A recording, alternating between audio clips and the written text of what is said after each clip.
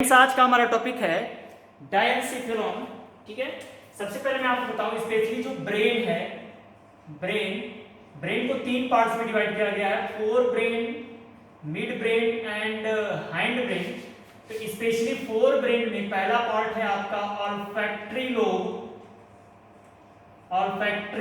Lobe, दूसरा part हम लोग पढ़ेंगे टेलेंसिफेलॉन एंड थर्ड पार्ट हमें पढ़ना है डायनसिफेलॉन। क्या पढ़ना है? डायनसिफेलॉन। तो जरा ध्यान दीजिएगा, आज का हमारा टॉपिक होगा डायनसिफेलॉन, जो कि फोर ब्रेन का थर्ड पार्ट है। ठीक है ना? तो स्पेशली जो डायनसिफेलॉन है, इसको specially central core of brain,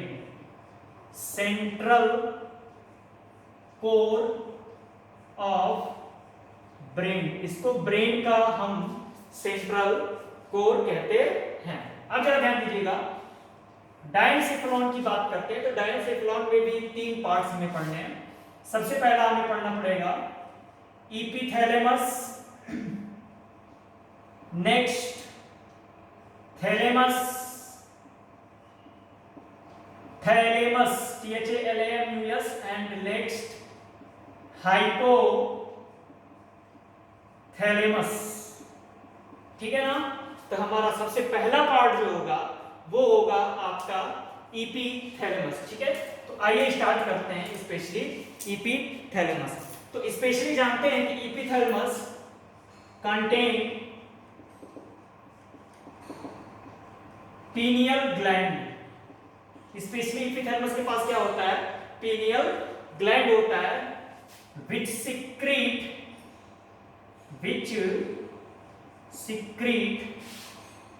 melatonin hormones। Specially ये क्या सिक्रीट करता है? Pineal gland melatonin hormone secrete करता है। थोड़ा सा मैं आपको रिवाइज कर दूं कि ये डायनसिफेलॉन दिखता कैसे है। तो मान लो हमने ये ब्रेन बनाया, तो ब्रेन को बनाने के लिए एक शॉर्ट तरीका मैं अभी शेयर करूंगा। ऐसे स्ट्रक्चर बनाया, फिर इसको हम ऐसे करते हुए नीचे दो लोब लटकाएंगे। ठीक है, और इस साइड में हमें ऐसे ब्रांच्ड स्ट्रक्चर बनाने हैं। ओके, और इसको ऐसे नीचे की तरफ फोल्ड कर देना। तो यही है आपका इपिथैलेमस, ये हो गया आपका थैलेमस, और ये पार्ट हो गया आपका हाइपोथैलेमस। ठीक है, तो अभी हमें बात कर रहे थे हम लोग इपिथैलेमस की। तो इपिथैलेमस पे छोटा सा एक ग्लैंड होता है जिसको पीनियल ग्लैंड बोलते हैं, जो कि मेलेटोनिन हार्मोन सिक्रीट करता है। अब जरा ध्यान दीजिएगा, स्पेशली जो मेलेटोनिन हार्मोन होता है ये क्या करता है? तो control biological clock of the body.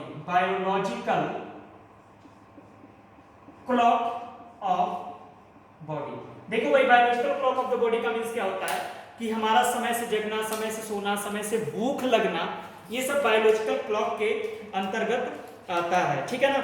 तो ये स्पेशली क्या करता है कि ये हमारे बायोलॉजिकल क्लॉक को क्या करता है? कंट्रोल करता है। अगली बात कहते हैं हम लोग मेलेटोनिन की। तो मेलेटोनिन इंड्यूस स्लीपिंग। ठीक है ना मेरे बच्चे?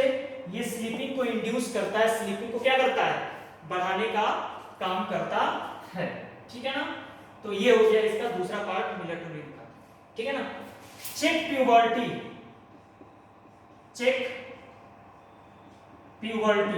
तो ये स्पेशली प्यूबर्टी को, यानी 11-12 साल की उम्र तक जो है, ये प्यूबर्टी को क्या किए रखता है? रोके रखता है। ठीक है ना? और उसके बाद अचानक जो है प्यूबर्टी स्टार्ट होती है। तो ये प्यूबर्टी को क्या किया रहता है? चेक प्यूबर्टी को रोके रखता है यंग स्टेज आने तक। जैसे एक एग्जांपल मैं आपको बताऊं, इस पे साइंटिस्टों ने कुछ काम भी किया। उन्होंने चूहों के पीनियल ग्लैंड को, ठीक है ना, समय से पहले ही उसको रिमूव आउट कर दिया। यानी जब चूहे अपने बच्चे स्टेज में थे, छोटे छोटे स्टेज में थे, उसी समय उन्होंने जो है उनसे पीनियल ग्लैंड को बाहर कर दिया। इन्होंने पाया क्या कि पीनियल ग्लैंड को बाहर करते ही चूहों के अंदर सेक्सुअल एक्टिविटी स्टार्ट हो गई। सेक्सुअल एक्टिविटी मतलब मेल में स्पर्मेटोजेनेसिस स्टार्ट हो गया, फीमेल में जो है स्पेशली oogenesis स्टार्ट हो गया। तो ये स्पेशली जो पीनियल ग्लैंड है, ठीक है ना, ये स्पेशली क्या करता है? प्यूबर्टी को रोके रखता है। और चूहों में क्या किया था? पीनियल ग्लैंड को टाइम से पहले निकाल दिया गया था, तो वो समय से पहले ही अपने आप को क्या है, मैच्योर शो करने लगे थे। तो ये क्या करता है, प्यूबर्टी को चेक कर देता है। एक बात मैं आपको और बताऊंगा कि इसको ब्रेन सैंड के भी नाम से हम जानते हैं, ब्रेन सैंड। जरा ध्यान दीजिएगा, स्पेशली मेलेटोनिन पीनियल ग्लैंड का प्यूबर्टी के बाद बहुत ढेर सारा पार्ट जो है, ठीक है ना, उसमें जो है कैल्शियम साल्ट का डिपोजिशन हो जाता है, और कैल्शियम साल्ट के डिपोजिशन हो जाने के कारण ओके वहां पर हम उस स्ट्रक्चर को ब्रेन सैंड के नाम से जानते हैं। एक पॉइंट मैं आपको और बताना चाहूंगा, स्पेशली अगर हम मिलेटोनिन को ओरली टेक करें, ओके ना, ओरली टेक करें, तो ये हमारे क्या करते हैं, ये स्पेशली हमारे स्लीपिंग को इंड्यूस करके बायोलॉजिकल क्लॉक को क्या है, अफेक्ट करने का काम करता है। तो ये हो गया आपका एपिथैलेमस का वर्क। नेक्स्ट पार्ट हम लोग पढ़ेंगे थैलेमस। स्पेशली थैलेमस के लिए मैं आपको बताऊं, इसका वर्क 80% पार्ट ऑफ डायनसेफेलॉन, यानी ये पूरे डायनसेफेलॉन का 80% पार्ट आपका स्पेशली थैलेमस होता है, ठीक है ना। अगला इसका काम क्या है, एक्ट एज रिले सेंटर। तो ये स्पेशली पुनः प्रसारण केंद्र, रिले सेंटर का मतलब होता है पुनः प्रसारण केंद्र, ये रिले सेंटर की तरह काम करता है। मतलब बॉडी से कोई भी मैसेज इस थैलेमस से होता हुआ आगे की तरफ ट्रांसफर किया जाएगा। तो ये क्या करता है, act as a relay centre, ठीक है ना, पुनः प्रसारण केंद्र की तरह काम करता है। Control reflex action, control reflex action and coordinate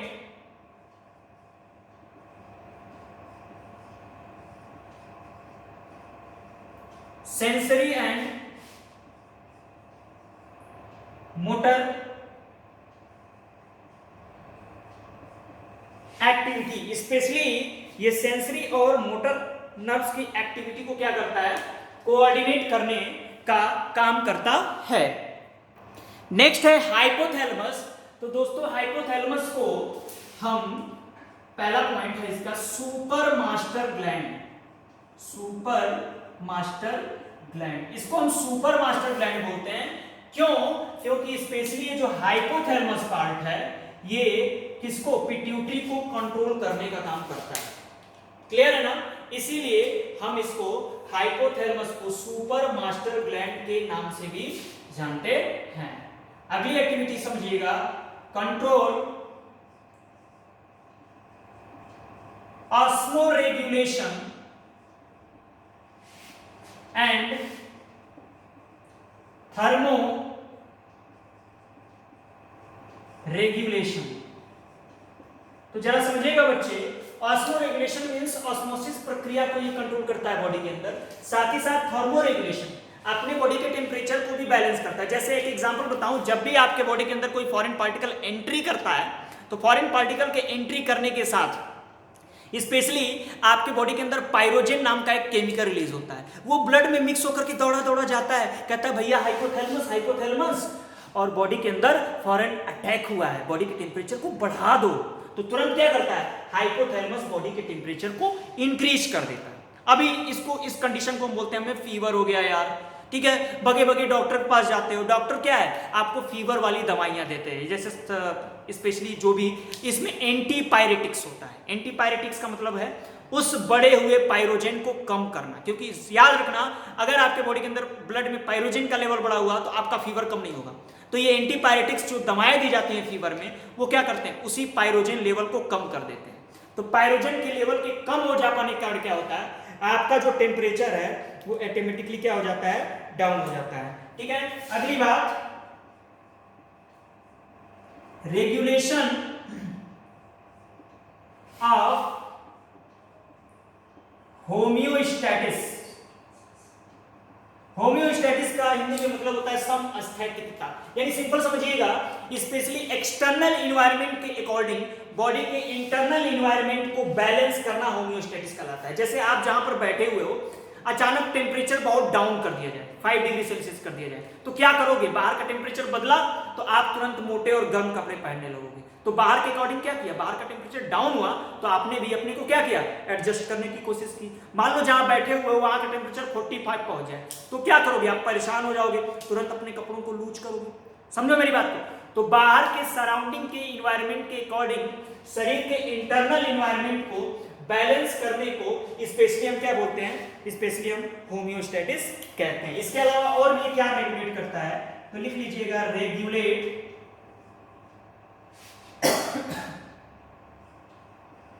love, hate, sexual activity. ठीक है ना? प्रेम, मां से बच्चे का प्रेम, पिता से बच्चे का प्रेम, हस्बैंड का वाइफ से प्रेम, हेट, सेक्सुअल एक्टिविटी। इसके अलावा आपका हंगर, थर्स्ट। अब हंगर के बारे में समझिएगा, स्पेशली आपके ब्लड में 100 ml ब्लड में लगभग 100 मिलीग्राम तक ग्लूकोज चाहिए। जैसे ही इसका लेवल डाउन होता है तुरंत वो आपके हाइपोथैलेमस के फोन करते हैं कि यार, और हाइपोथैलेमस तुरंत क्या है, आपको भूख का एहसास लाने लगता है। तो जो भूख का आपको एहसास होता है मेरे बच्चे ना, वो स्पेशली किसके द्वारा होता है? वो स्पेशली आपके हाइपोथैलेमस के कारण होता है। ठीक है ना? इसके अलावा थर्स्ट, आपको जो प्यास लगती है, स्पेशली आपके ब्लड में जैसे ही वाटर का लेवल डाउन होता है तुरंत ये हाइपोथैलेमस सेंटर एक्टिव हो जाता है और आपको प्यास लगती है। इसके अलावा सैटिटी सेंटर भी होता है। जरा ध्यान दीजिएगा मेरे बच्चे, ये क्या होता है सैटिटी सेंटर? तो स्पेशली सैटिटी सेंटर को हिंदी में बोलते हैं संतृप्त अवस्था। जैसे आप खाना खा रहे हो, आपके स्टमक में फूड जा रहा है, स्टमक आपका स्ट्रेच कर रहा है, तो एक टाइम बाद आपको एहसास होता है यार बहुत हो गया, बंद करना चाहिए, बहुत खा लिया।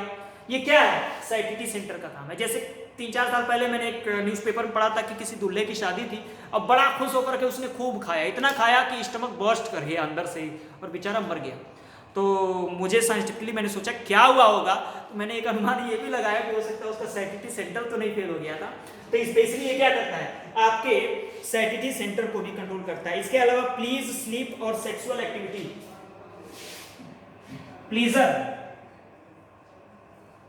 स्लीप, तो ये स्पेशली प्लीजर और स्लीप, सुहाना मौसम है, कितना बढ़िया मौसम है, ये सब कौन कंट्रोल कर रहा है? आपका हाइपोथैलेमस कंट्रोल कर रहा है। और साथ ही साथ ये स्पेशली आपके स्लीप को भी कंट्रोल करता है, आपके नींद को भी कंट्रोल करता है। अभी जरा ध्यान दीजिएगा, स्पेशली इसका एक काम और होता है, कंट्रोल एएनएस, मतलब ऑटोनॉमिक नर्वस सिस्टम को ये कंट्रोल करता है। बायोलॉजिकल रिदम, बायोलॉजिकल रिदम, जो भी आपके बायोलॉजिकल रिदम्स हैं उनको कंट्रोल करता है और कॉन्शियसनेस को कंट्रोल करता है। स्पेशली इसके 4 पार्ट्स हैं, mammary region, tuberal region, optic region और सुप्रा ऑप्टिक रीजन। तो मैमोरी रीजन क्या करता है? ऑल्फैक्शन को कंट्रोल करता है, ऑल्फैक्शन। ठीक है ना? स्पेशली क्या करता है? ये ऑल्फैक्शन को कंट्रोल करता है। और ट्यूबरल रीजन जो होता है, connect hypothalamus to pituitary, connect ये हाइपोथैलेमस को टू पिट्यूटरी, पिट्यूटरी ग्लैंड आपका जो मास्टर ग्लैंड है उससे कंट्रोल करता है। यानी कि एक काम और आपको समझ में आ रहा है कि हाइपोथैलेमस जो है स्पेशली क्या करता है? आपके हार्मोनल सिस्टम को कंट्रोल करता है। इसके अलावा सुप्रा ऑप्टिक और ऑप्टिक, सॉरी ऑप्टिक नहीं है ये, सुप्रा ऑप्टिक एंड ऑप्टिक, ठीक है, ठीक है। तो स्पेशली जो ऑप्टिक रीजन होता है, सुप्रा ऑप्टिक और प्री ऑप्टिक कंट्रोल एएनएस, इसको प्री ऑप्टिक, इतने पार्ट्स होते हैं इसके, memory region, tuberal region, pre optic region and supra optic region. Pre optic region आपका कंट्रोल एएनएस, ये ऑटोनॉमिक नर्वस सिस्टम को कंट्रोल करने का काम करता है। नेक्स्ट सर्कमवेंट्रिकुलर ऑर्गन, ये क्या करता है? Regulate BP, blood pressure, fluid balance, fluid balance, hunger and thirst. ये भी आपके बीपी को बैलेंस करता है, फ्लूइड बैलेंस करता है बॉडी के अंदर, हंगर और थर्स्ट को बैलेंस करता है, ठीक है ना। एक सबसे इंपॉर्टेंट लाइन मैं आपको बताने जा रहा हूं, ये जो सीवीओ है, सीवीओ सर्कमवेंट्रिकुलर ऑर्गन, क्या है ये? Site for entry of HIV into brain, यानी यही वो हिस्सा है जिससे आपका जो एचआईवी वायरस है वो ब्रेन तक पहुंचता है, जिसको बोलते हैं सर्कमवेंट्रिकुलर ऑर्गन। तो इस प्रकार स्पेशली मैंने आपको डायनसेफ्लॉन के चारों पार्ट्स आपको बता दिए, specially epithalamus, thalamus, hypothalamus and circumventricular organ.